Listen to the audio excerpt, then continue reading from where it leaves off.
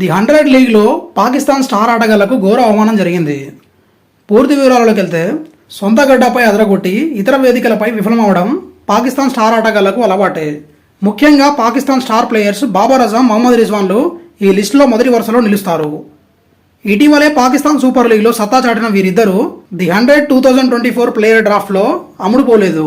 అంతర్జాతీయ టీ20 క్రికెట్లో అద్భుతమైన రికార్డులు ఉన్న ఈ ఇద్దరు స్టార్ ఆటగాళ్లు ఈ లీగ్లో అమ్ముడుపోకపోవడం వరుసగా ఇది 4వసారి.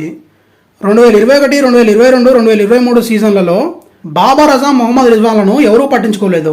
2024 సీజన్కు బాబర్, రిజ్వాన్లు మరోసారి అన్సోల్డ్ కాగా నెటిజన్స్ వీరిద్దరిని ట్రోల్స్ చేస్తున్నారు.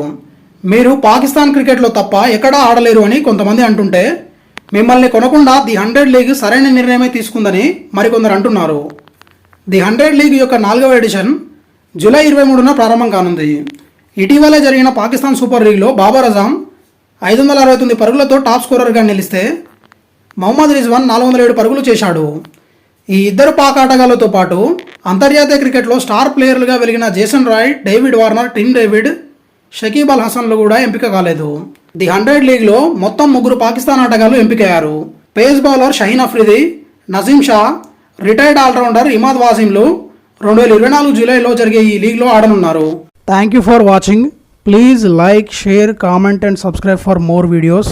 Daily dose YouTube channel.